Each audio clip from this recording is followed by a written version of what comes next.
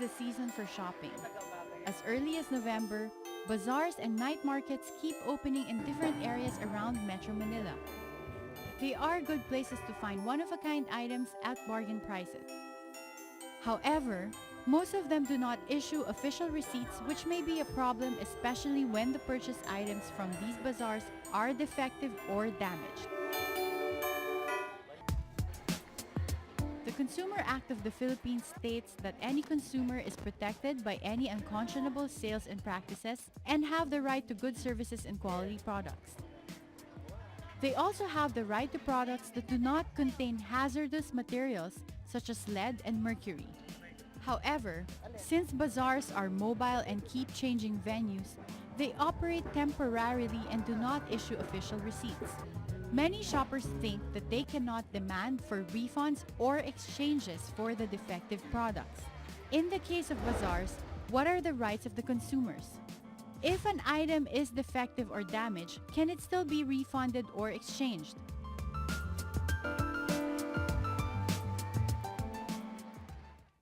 Good evening. You are watching Legal Help Desk on the Solar News channel. This show is about making the law work for you by giving legal advice on topics that matter to you. I'm Attorney Karen Jimeno.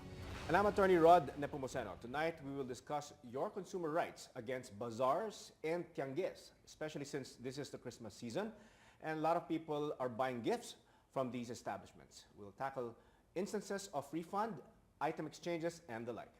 Our guests for tonight are Gerald Calderon of the DTI Consumer Rights and Protection and Neil Katahay, Product Manager of the Electrical Products Standards Conformity Division of DTI. Good evening, and thank you for being here, Gerald and Neil. Good evening, Gerald and Neil. Gerald, welcome again. This is your second time, I understand, right? Now, all right, this topic, among all the topics that we have in Legal HD, it is probably the most, I guess, because everyone is affected. It's not like, normally some legal cases that we tackle. Sometimes, let's say, it involves adultery or let's say, estafa. Not everyone gets victimized of that. It's not that common. But this one is quite common, what we're talking about, diba? Kasi almost everyone buys a product. Everyone buys a product.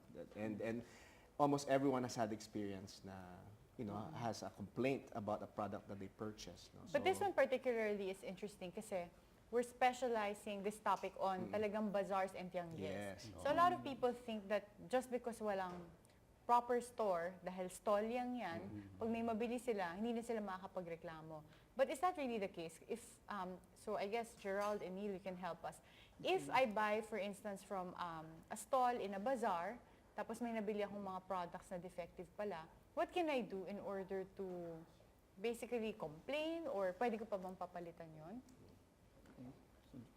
Yeah, Gerald, maybe you can. Unang-una po lahat sa lahat, we are being protected, and that's the protection that we is under the Consumer Act of the Philippines. Okay. So even if the bazaars or stalls man yan, registered man yan or hindi sa DTI, the consumers na bumili doon can still file a complaint to the Department of Trade and Industry. Okay. I see. What if they cannot locate? Because sometimes, for instance, in Green Hills area or even the temporary bazaars right now, pag Christmas season, they usually either move around, they change yung pwesto nila mismo in the bazaar, or they're just temporary. They're there for that weekend, but the following weekend wala na. How can you trace, or what tips can you give our viewers out there in order to make sure that if you get defective products, you can still complain based on your rights under the Consumer Act? Yes. Kung defective yung nakuha nating produkto dun sa bazaar or stalls, as the case may be, the consumer can still file or complain to the DTI. But on the question of kung just in case, kasi itong bazaar, it's really moving from one place to another, before they can buy to that stall or bazaar, kailangan they should have to first and foremost ask the store or store owner of that bazaar or stall to first and foremost, in case na wala sila, magka-problema, where can we, or where Reach you. yes, So where it's- can that consumer locate? Okay. That, So Bazaar your or advice would be to make sure that you ask for either an office number or a contact number. yes, if or there an is any office information address. to that store or Yeah. bazaar. So Okay. basically, you don't need a business name or you don't have to be registered with the DTI or SEC in order to be able to file a complaint as a consumer complaining against someone that you bought from. That's right. A defective product. that's Now, let's go to ano naman, Neil. Tell us more about the Bureau of Product Standards. And, maybe a lot of people are not too familiar that we have this, and what products that you have covered in terms of, I guess, standardizing certain qualities of specific products. Yes. Actually, the Bureau of Product Standards regulates mostly electrical products. Yeah. So in our website, the bps.dti.gov.ph, they could actually access the list of products under our mandatory certification. So to guide our consumers, especially those who are buying from Bazaar, so yung common products na makikita natin sa mga bazaar ay baka meron dyan, mga small appliances. So, yung guide para masigurado nila na okay yung quality at saka safe yung produkto ay una, tingnan nila kung yung mga produkto dun sa bazaar ay meron bang mga quality markings. So, meron tayong dalawang quality marks. Una, yung ICC sticker para dun sa mga imported products. Okay. And the PS mark para doon sa mga locally manufactured products, and at the same time we expanded na the coverage. PS certification. So there were foreign companies that were issued an expanded PS certification markings. So ibig sabihin may mga foreign companies na rin na pwedeng gumamit ng PS mark. So hindi lang yung ICC, hindi lang yung ICC marking. So may mga foreign companies na rin, na binigyan na tayo ng certification. So pwede nilang makita yon dun sa mga produkto na tinitingnan nila sa mga bazaar. So kung nandun, no? Yun Now, yung una nilang dapat hindi ba nila tingnan. pwede i-fake yung certification na yun, yung seal na yun, Neil? Basically, if they're selling Christmas lights, would Christmas lights fall under Yes. this? Yeah, okay. Yes, So yes. if I'm buying Christmas lights in the bazaar, and there's a PS marking, how do I know if that's a genuine PS mark? So actually magandang tanong yon kasi maraming nagtatry kasi yun lagi yung shortcut sa certification. So i-fake yung mga markings na yon. So maraming nagtry niyan na pinifake yung ating mga ICC stickers. So yung DTI naman, yung BPS ay patuloy na ini-enhance yung security features ng ating ICC sticker. So sa ngayon, marami ng mga security features yung ating ICC stickers na medyo mahirapan silang i-fake. So of course, yung ating mga consumers dahil wala silang expertise, so hindi nila yon agad-agad ma-identify. So sa ngayon, ang maipapayo lang natin, ipapakita natin siguro yung yung ICC sticker, tapos meron yung serialized yung ating ICC sticker ngayon. And that is all the ICC stickers are unique with unique serial numbers, and traceable yon sa importer kung kanino namin in-issue. So just in case na magkaroon ng problema, ng reklamo yung ating mga buyers, yung consumers, matitrace natin kung sino yung nag-import, sino ang nag-distribute ng produkto nila. So it really helps na if you're looking at the products, basta may ICC or PS mark yung sticker, kahit hindi mo kunin yung contact number, office number ng nagbebenta, there's Yes. still a possibility of tracing them. Yes, So it helps yes. to buy those types of products. Yes. And Okay, if that's a good tip to- you're buying those type of products, yung electronics and all that, kung wala siyang PS marking in ICC, you can report the retailer. Yes. So, ang pwede natin gawin doon, kung siya ay covered nung ating mandatory certification, so yon, automatic may wrong violation.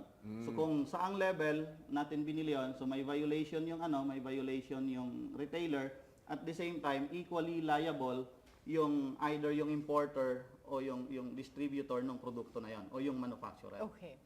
All right. So we have some questions, if you don't mind, Gerald and Neil. We have some questions from our televiewers. Richard asks, what kind of product certifications can I look for in toys and electronic gadgets? Yan, good question. This is yan. related to what we Oo. were already discussing. Oo. Toys ba is covered by Sa DPS? toys, hindi siya kasama ngayon sa ating list of mandatory products. Pero merong isang government agency na nagre-regulate ng toys, especially Which is? doon sa mga ano niya, yung hazardous Materials. materials. Yun yung FDA. Food and Drug. Yeah. So, kung mayroon silang mga concerns doon, pwede silang mag-coordinate siguro sa So that's FDA. separate kasi in bazaars, you normally have stalls that sell products, tas may iba naman, I mean, mga either electronics or clothes, but there are also stalls na puro pagkain lang. So when it comes to food, pag meron defective or if it's kunwari panis na pala, if it's already rotten or spoiled food, you should go to the FDA, not DTI. Yes. Is that correct? Yes, Okay, yes. so that's a tip to our viewers. If it's food, go to the FDA. If it's products like non-consumable products like clothes or Electronics, tech or equipment, items. gadgets, then go to the DTI. DTI. Pero yung toys nga is FDA. Toys, no? Toys is also FDA. Yes. Yes. Yes. Pero Attorney Karen, Attorney Rod, gusto din namin ipaalam sa mga mamimili natin na yung DTI ay nag-i-implement nung no wrong door policy. So ibig sabihin kahit na anong produkto at sila ay may reklamo, pwede silang magpunta sa DTI, i-accommodate namin sila at kami ang bahalang mag-endorse ng kanilang It's nice. mga No, reklamo. no wrong door policy. Policy. So in other words, you go to DTI, parang basketball hoop yan, malaki yan. You know, you can They will pass it on to the correct government they pass it on to agency. the right Okay. one. Okay. Our next question is from Maricel and it reads, I bought an item in a tiangge a few weeks ago. It turned out to be defective, which I only discovered when I brought it home. I went back to the stall I bought it from and it turns out that yesterday was the last day the stall was going to be there. Instead of a clothing stall, it was now a baked goods stall. Can I force the tiangge operators to give me the details of the clothing stall owner? Ito yung pinag-uusapan Yeah. natin. They move Tama. around, no? Yes, yes. But she's more resourceful kasi now she's looking to ask the The operator. the bazaar operators. Is that allowed? Can she force them to give details? Basically nga, yung one of the responsibilities as well as the rights of a consumer is first and foremost, we have to be more of a mapag-analyzed of what we're going to buy. Unang-una dyan, it's the store where we bought our products. So before we do that and before we buy a certain product, we have to determine the location or the person that we buy the You buy from, product. oo. Yes, and one of which is sakali man magkaroon ng problema o defect ng product, saan namin po pwede i-locate yung bazaar or stall owners. Particularly, most of these bazaars or stalls are unregistered with the DTI. Okay. So, in other words, she cannot force the bazaar Uh, operators to give her the name and the details of If that. the operators Operator. know the location of the stall, pwede naman niya Pwede. sigurong She She can request, She pero can she request. cannot force them. Kung ayaw ibigay sa that's kanya, it. hindi It's pwede. It's outside already Yeah. of the Yeah. the mandate of the DTI. Of That's forcing them. it's so okay. So she can can go to the request. DTI and Yes. ask DTI to help her Yes. to force locate the us, bazaar to operators locate us. or to help her locate. We can facilitate. We can help. We can facilitate the but no location of forcing. the yes. I see. We can do Okay. that in behalf of the consumer. Just in All case. right. Now, Maurice naman is asking us, I was sold a brand new sealed cell phone in a tiangge. It wasn't one of those expensive kinds, but when I opened it, I found out that it already has some contact details in it. So it has already been used. Can I use this as a reason for getting a refund since it was sold to me under false pretenses? Definitely, yes. That is considered as a deceptive already. Mm-hmm. So, Deceptive. Yes, that's correct. Deceptive practice. yes. So she can complain to the DTI. And what are her remedies? She there can get a refund or an exchange? Well, under the Consumer Act, there are 3 R's yung tinatawag natin. Yung repair, refund, at saka yung replacement. Either of these remedies can avail Okay. the Repair, consumer. refund, Yeah. replace. So Maurice, you have of course, repair, hindi naman defective. It was more of gamit false na eh. Yes. deceptive selling practice. nga. So Actually, she can get a refund or have it replaced for a brand new one. Yes, yes. Actually, if I may Yes. add, Attorney Karen, yung deceptive sales act and practices is prohibited under the Consumer Act of the Philippines. Yes. So the stall owner can even get penalized. Yes. Pwede yes. siyang ma-fine or matanggalan ng license to sell. Administratively, yes. The Consumer Act also provides for criminal. Oh, may criminal Yes, aspects yes. yan. Yeah. Okay. So we have more questions from our viewers, but right now we still have a lot to discuss with our guests. Legal Help Desk will return after these reminders.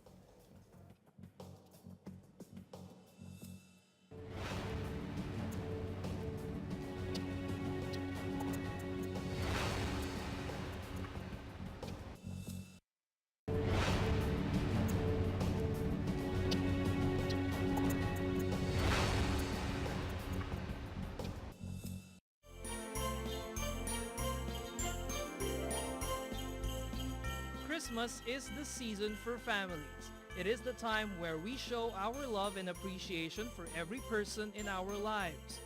Oftentimes, it is in the form of gifts that we show them that we remember them. These gifts can come in the shape of food, clothes, accessories, gadgets, and toys, which are often bought from bazaars and tiangge. As you can see to every bazaars naman, that's why yun nga, tiyangge siya talaga. Yun yung tipong makakaya ng mga taong bilihin. So, hindi naman natin ina-expect na makita natin dito yung mga tinitinda sa mga boutiques, right? So, with regards dun sa mga originality ng mga products na binebenta namin, that we don't really have much hold sa kanilang mga itinitinda. But yun nga, kung ano yung gusto kasi ng mamimili, minsan kung ano yung kakayanan nila, yun yung binibigay natin. Bazaar owners and operators sometimes receive complaints from shoppers when the goods sold at their shops turn out to be defective. I try to look for the most matibay na gamit. Stuff that looks as close as possible to the original. And once a long time ago, I bought sunglasses that were scratch-proof. And then as soon as I took it out of my pocket the next day, it had scratches. And I just decided I wouldn't buy from tiangge again. Yun talaga ang importante is yung warranties. In case na may sira yung damages or yung binili mo, may parang mapapalitan nila. May proof na pwede mo siyang palitan. Government agencies are now stricter in implementing and granting business permits and receipts so that the rights of the consumers will not be violated. And in turn, stall owners are following these directives and are allowing their customers to exercise their rights. Ang bazaar, under kasi siya sa special permit sa city government and then also BIR permit. So, hindi lang kasi ganun kaliwanag pa sa aming mga micro-traders how they are really doing it, lalo na especially sa mga taxes. So, I hope one of these days magkaroon din ng mas maliwanag na pamamaraan kung paano magkolekta ng taxes sa aming mga micro-traders. The only problem that bazaar owners and operators have is their lack of knowledge when it comes to collecting taxes from their sellers. Hindi naman kami makapag-operate dito kung hindi namin siya-check yun. Meron kami DTI, meron din kami BIR dito. Actually, may bagong ng BIR ngayon, may bago silang ruling na talagang lahat dapat dadaan sa kanila. Before nun, dadaan sila sa DTI. So, sigurado ako na dumaan kami sa mga government agencies dapat namin daanan para makapagtinda. Anytime, inaano namin yung ruling ng DTI na pwedeng i-exchange, pwedeng ibalik, lalo na kapag may sira. Welcome naman namin yung mga customers namin na ganun, na pinabalik nila yung mga dahil may damage, pinapalitan naman namin. You're still watching Legal Help Desk on the Solar News Channel, and we are still joined by our guests, Gerald Calderon and Neil Katahay of the Department of Trade and Industry. Yeah. So when it comes to, we're talking of course about products that you buy in tiangges and bazaars. No? I want to go back to yung yung Bureau of Product Standards. You mentioned earlier that it's mainly electronics ang coverage nyo. No? Can you give us, just for our televiewers, especially for this Christmas, anong usual products na binibili nila that are under the Bureau of Product Standards? Para they can at least watch out for it once they, if they're buying in tiangges and bazaars. Okay. So gusto lang nating linawin, Attorney Rod, no, na hindi lang electrical. So may mga ibang products din na covered ng ating mandatory certification, mga consumer products. Pero sa ngayon, ang gusto nating i-focus ay doon sa mga electrical products kasi usually yun yung mga binibiling pangregalo. So yung mga small appliances. Okay. So coffee maker, blender, oven, Microwave, so, ganun. microwave oven, oven toaster. So 'yon, mga kasama 'yon sa ating sa list of mandatory product that should undergo certification sa Bureau of Product Standards. So 'yun yung mga produkto na pwede nating hanapan ng ICC stickers And the kapag and kapag the binili PS. natin Or PS. or PS. So of course kasama diyan yung TV natin, yung aircon, yung ref. So kasama 'yon sa listahan Okay. na kailangang mag-undergo ng product certification. Gadgets, hindi. Let's say, mga, like tablets, gano'n, and computers. Hindi pa kasama yung So that's interesting. So hindi kasama yan. Or even cellphone, hindi kasama. Hindi pa kasama yan. Alright, okay. So, yun lang yung mga produkto na But let's say, pwede. firecrackers, mga ganun, mga lights, Christmas lights, ganun. Yung kasama Christmas yan. lights kasama yan. Kasama yan, Yung oh. firecrackers kasama yan. Okay. So, Alright, later on magkakandak rin ng enforcement yung Bureau of Product Standards sa firecrackers.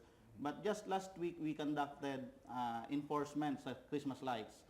So kasama sa mga binisita natin yung mga bazaar sa loob ng mga malls. Okay. So actually nagpunta din tayo sa Baclaran, may mga nahuli tayo doon ng mga uncertified Christmas lights sa isang mall dito sa San Juan.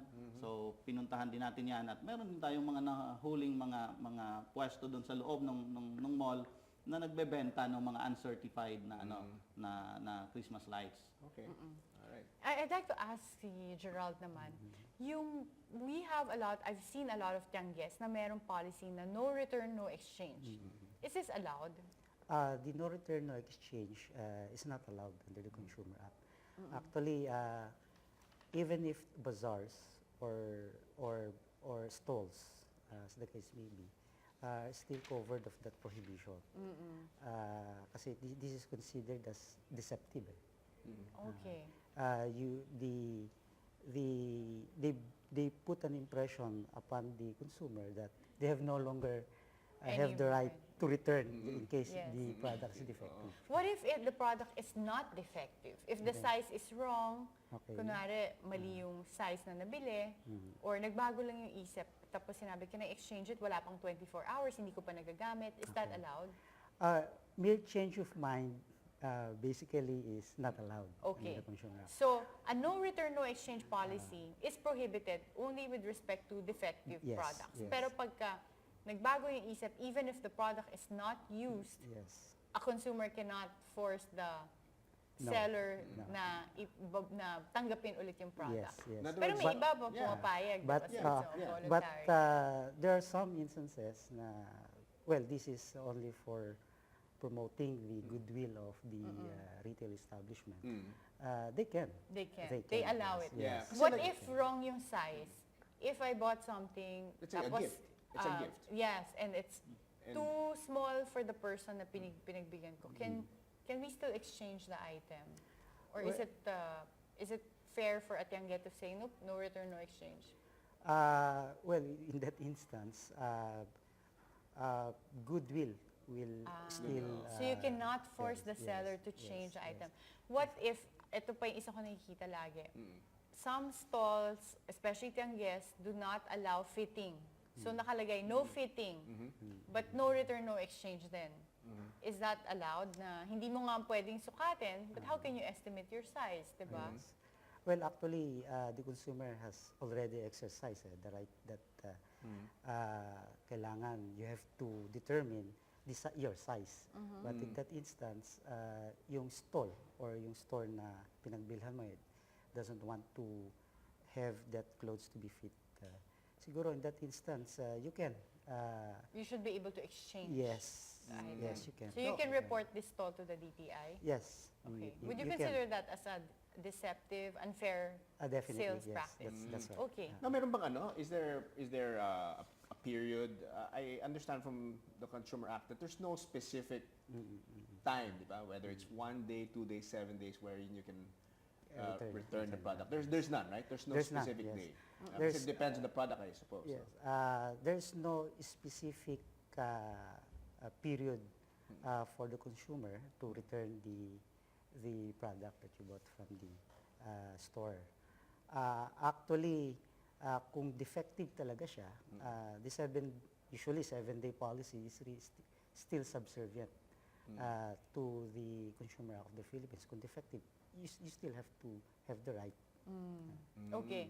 And lastly, if you want to return an item that is defective, is it legal for bazaars or tiangge owners to demand that you have to present a proof of purchase or receipt before they exchange the item? Well, that is also one of the criteria under the Consumer Act. And that is also the basis for the stalls na alam niya na galing sa kanya talaga yung pinagbili. Okay. So if you have a consumer who accidentally loses the receipt, sorry na lang, like it might be an impediment for you to change the item in case the store it has a policy or the tiangge has a policy of to show us the receipt. Yes. Well, particularly so, this is a stall and bazaar. Kasi usually to wala naman silang tinatawag nating data bank usually na they can rely on. Right. Now, what penalties, this is addressed to both of you, sirs. What penalties, for example, if a particular product doesn't have the certification, the ICC and the PS certification, what penalties are you looking at if you're a retailer selling these products, these uncertified products? Siguro. Yeah, Gerald, ano yung mga can penalties? answer What penalties are we looking at? For example, if you're selling products, let's say Christmas lights nga, or firecrackers that don't have the necessary certification. Penalties? Yeah, kasi like kanina you mentioned you were raiding some you confiscated them, but is confiscation the only penalty there? Or? No, actually siya, may proseso siyang dadaanan. So may mga offices sa DTI na nung mga violations. So mayroon tayong sa ngayon yung DTI NCR.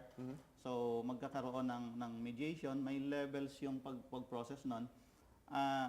Yung sa penalties depende sa extent ng violation, pero may administrative fines at kagaya ng binanggit kanina ni Gerald. So may criminal liability din 'yon. So ang fine will go as high, I think, as 150,000 to 300,000. Pero depende 'yon sa Depends on the product. Sa product. All right. Now, we still have some questions from our viewers. We have a question from Robbie, and Robbie's asking, is it legal that some sellers only have a 7-day replacement warranty that is completely on their terms? If they see any sort of physical damage, no matter how superficial, they can still reject your claim. Yan. Yung, Is that a legal policy? Is that a legal policy? It's a 7 day. This is unacceptable. Unacceptable. 7-day policy is not allowed. Okay, that's Particularly very so good. if Ang it is daming ganyan eh. So, particularly for? If it is defective. Okay. Okay. So, No matter how superficial yung Yes. defect. All right. Oo. So, Robbie, take note of that. You can still exchange it even after 7 days. And we have another question from Charlie who asks, how can I make sure that the gadgets I buy secondhand at bazaars are not stolen? Yan. Anti-fencing. Oo. Well, Para Hirap, diba? Lalo na dun sa mga stalls nga lang na They electronics. look How, new. so, Oo. can you give us tips? How can we make sure na hindi stolen? Or anything to look out for? Ang maipapayo natin sa mga consumer, lalo na pag ang binibili nyo ay mga electrical or electronic gadgets, kung yan ay covered nga nung ating mandatory certification, so dapat yon at its original state, mayroon siyang ICC stickers or di kaya PS mark. So, yung iba, so dapat nandun sa original packaging niya. So, ang mahirap, yung stolen. So, wala pang Siguro kung may contact list. technology sa May contact list pa. sa Bureau of Product Standards na mag-identify kung ano yung Yeah. stolen. Doon sa point of sale. Yeah. So kasi malalaman mo yan later on. Pero doon sa point of sale medyo mahirap na malaman. I heard there's a new regulation now na even sellers are required to have a certification to make sure na Kapag second hand, so para to make sure na hindi sila products of anti-fencing. So is there anything you can demand from the seller to see certified ka ba or Certified pre-owned, parang ganun. Oo. May mga ganun ba? Sa Bureau of Product Standards, kapag ikaw ay nagbebenta ng mga products under mandatory certification, usually yung mga retailers, distributors ay binibigyan ng kopya nung mga importers nung kanilang ICC certificate. So, pwede nating hingin 'yon. Sa ngayon, ang Bureau of Product Standards ay naglalagay nung yung serial numbers ng stickers na in-issue doon sa specific na importer para doon sa particular shipment niya. Okay. So kung yung produkto na binebenta niya ay kasama doon, mati-check agad natin. Kasi i-verify natin yung sticker na nakakabit doon sa produkto doon sa ICC certificate na in-issue sa kanya. So dapat pasok doon yung number. Right, na very in-issue. helpful. Alright. Our last question is from Francis. My wife and I bought a box of brownies from a bazaar. After we ate the said brownies, we both experienced severe stomach ache and vomiting. We were diagnosed with food poisoning by the emergency doctor who saw us. The box has the contact details of the stall that sold us the brownies. Can we demand for a refund from them? Ang bait niya nga, refund lang. Para if they were vomiting, they have to go to the hospital. They should also, Damages. Oo. We should tell our viewers, ano pa yung rights nila? One, can they demand a refund? And Gerald, what else can they demand from this seller who sold them defective brownies? Well, since this is not a DTI concern, FDA ito, no? this is a Food and Drug Administration concern. But the victim of the brownies can still ask siguro for a Endorsement. criminal Criminal, aspect. If it is if the provision of the Consumer Act would apply. Kasi mayroong criminal aspect. May criminal yun. aspect. Yes. Oh. Kasi since no wrongdoer policy kayo, you will guide her, no? I mean, kunyari, if they file something that's food related, Yes. you will guide her naman where it could be, di ba? Actually, one of the implementing agencies under the Consumer Act is also the Department of Health. So it's not just a DTI. Okay. see. And in this case, just based on, even for damages, they can demand damages from getting food poisoning from these defective brownies. So not only refund, you can get damages. So that means you can get a reimbursement from all your hospital expenses and medical bills. Okay. So for now, let's take another short break. But before we do, we would like to thank our guests, Gerald Calderon and Neil Katahay of the Department of Trade and Industry for being with us tonight. Legal Help Desk will return. Stay tuned.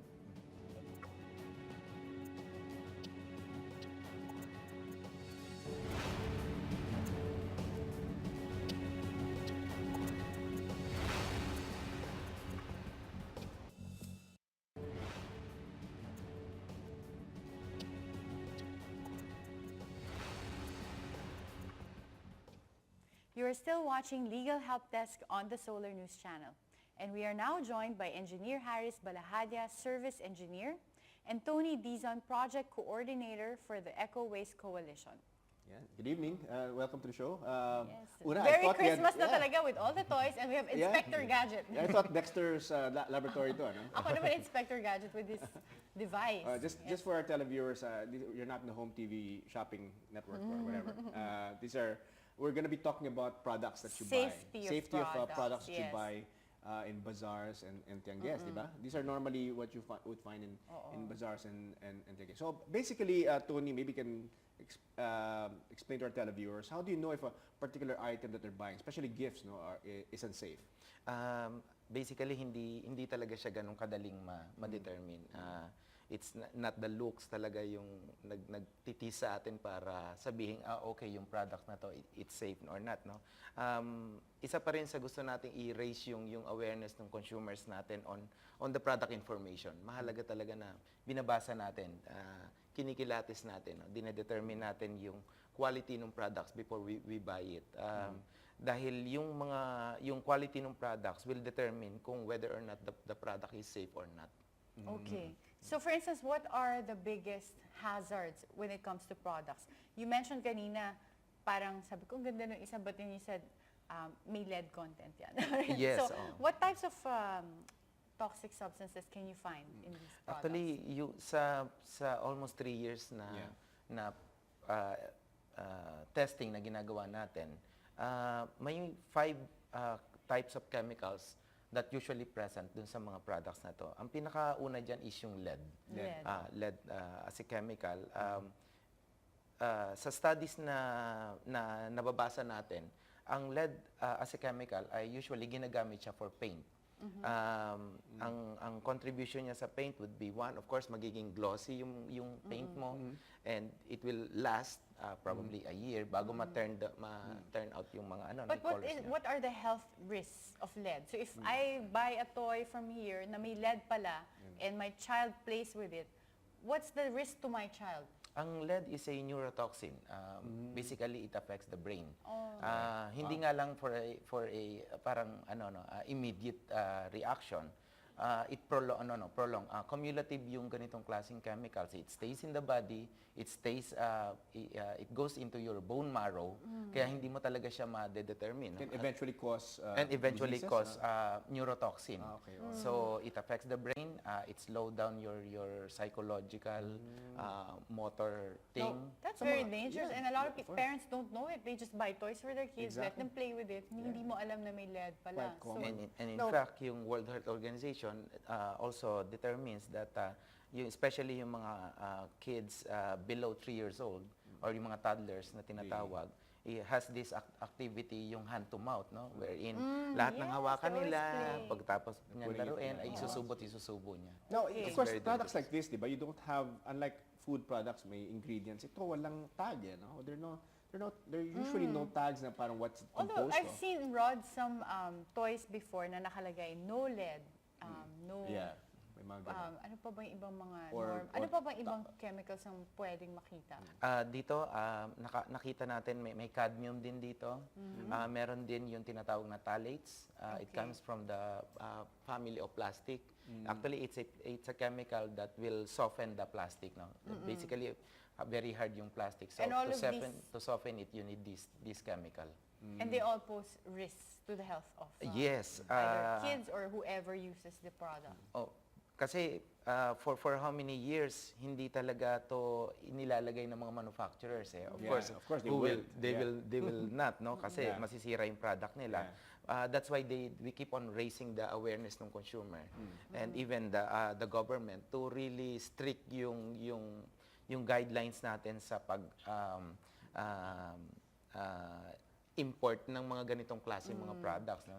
Because it usually is cheaper to manufacture with these chemicals. Yes. Kaya pala, Rod, when I was mentioning na nakakita na akong toys na no lead, and then I was just wondering, so what? But then yung pala, it pays to pay extra for these types of products na certified. Right. Yes, Now, how do you check it?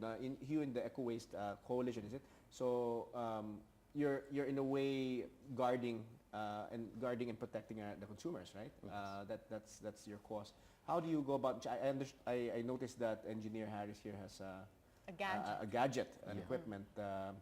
This is something that you can't buy off the shelf, no? Sa any Is it hard to find this? Actually, store? madali lang naman.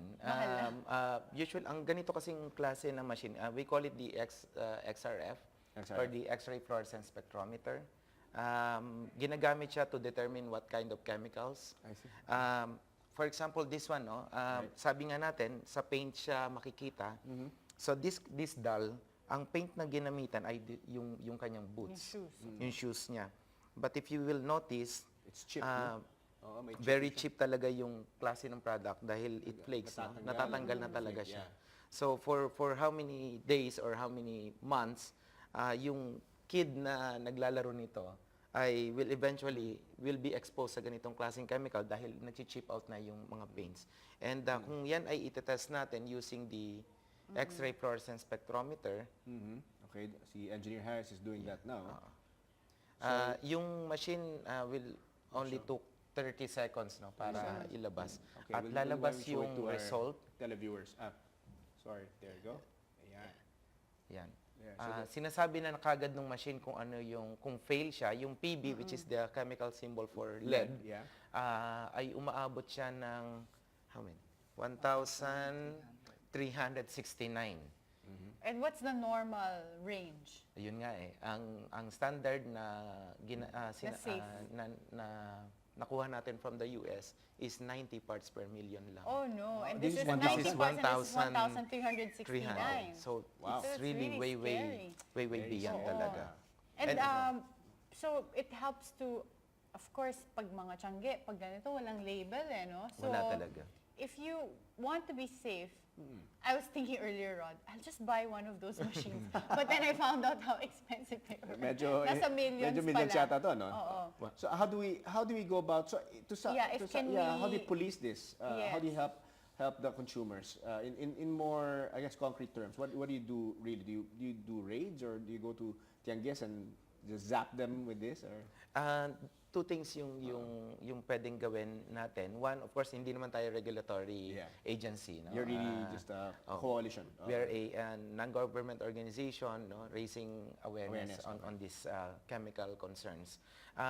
Of course, yung ganitong mga products, especially pag na-test natin, yung study namin is actually we provided the government agencies para mismo sila yung mag-conduct ng raid, mag-conduct ng monitoring and confiscation. So you provide the report. Yes, Okay, we provide them the report. Alright. Second is, we do raising campaigns para ma-advise natin yung consumer natin na iwasan na yung ganitong klase mga product dahil nga sa it possesses health Yes, mga problems sa atin. dangerous Mga dangerous chemicals. chemicals. May mga legal penalties ba to? Like for example, if you're found out to be a retailer and you're selling lead with this kind of, 1,300 parts of lead, are you familiar with the penalties that the government will impose on these retailers or manufacturers? Ang basic ang law na nag-guide sa atin dito is, of course, one is yung ating Consumer Protection Act,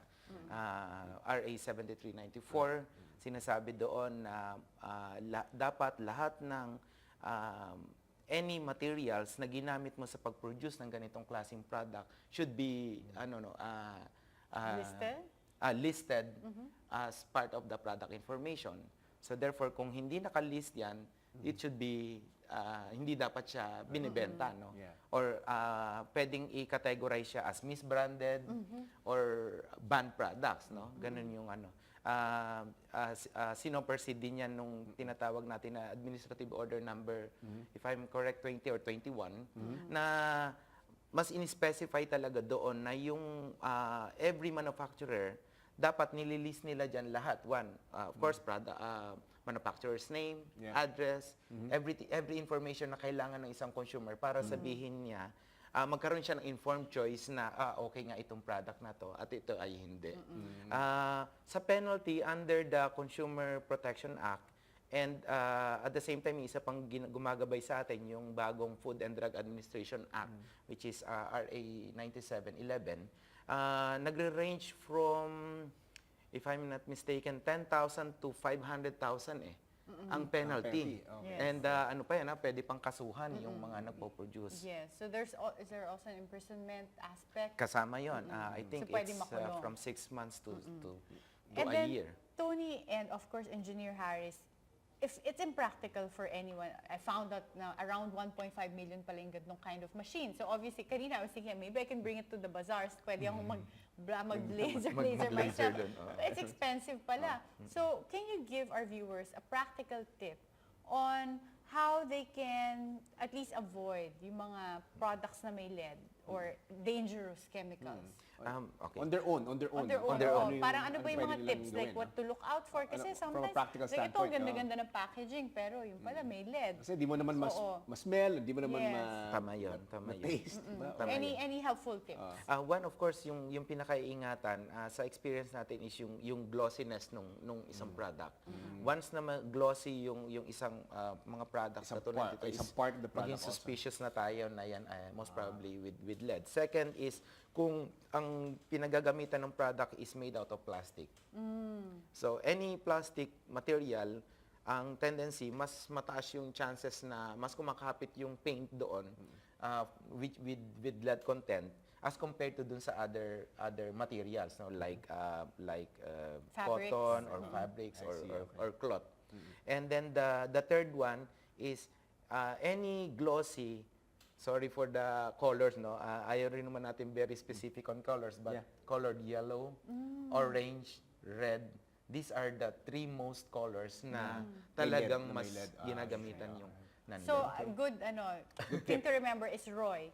Red, orange, and yellow. yellow. Yeah. Usually dangerous colors Yeah, for ay halos, toys. pero yun nga, most of the toys have those colors. nga eh. Kasi Happy Exactly, colors kasi pa naman. bright So it's a color little bit siya eh, tough. talagang. So I guess just to be vigilant, buy from retailers that you trust, di ba? Yes. Yun yung mga Yes. ganong mga ganong tips, and be very, sabi mo nga, stickler ka sa mga sa quality. Just check it out, and Yeah, and it be helps very, to buy. There are some premium brands of toys that put no lead content, no toxic substances. So if those are expensive, maybe because you're really paying a premium for safety. Tama yan. Sabi nga, medyo mahal talaga yung mahal yung quality yan, but mahal yun sa quality. But And tama yun, no? it's worth it. It's worth it. Ayaw naman natin i-discourage yung iba nating mga kababayan selling yung mga course, sa mga ambulant vendors. But kung gusto natin na mahabol yung mga manufacturers and then to para makasuhan sila, might as well bumili talaga tayo dun sa mga madali natin silang madali nating puntahan, madali nating habulin. And another helpful tip from Tony earlier was that you can actually bring some products and have it tested by them or some people na kung merong similar qualifications na Just to be mag-test. sure. How do they go to your office? Do you have a website? Or? Yes, may website kami. Just key in the Eco Waste Coalition. Lalabas na 2 yon. Yung website namin and at the same time yung blogspot wherein we listed all the toys that we tested and then the picture. Okay. So may visual. Very helpful. I will look at that website. I have a lot of mga inaanak Toys. ko, mga kids. Yeah, so I also buy a lot of toys. Akala ko daming toys. All right, now unfortunately that's all the time that we have for tonight. We would like to thank our guests, Tony Dizon and Engineer Harris Balhaja of the Eco Waste Coalition for being with us tonight, as well as our guests from the Department of Trade and Industry who were with us earlier in discussing your rights as a consumer of Bazaars and Tiangues. I'm Attorney Rod Nepomuceno. And I'm Attorney Karen Jimeno. If you have any questions or comments on our topic for today, you may send us a message via our Facebook or Twitter accounts. Join us again next Monday as we discuss your legal rights. Good night.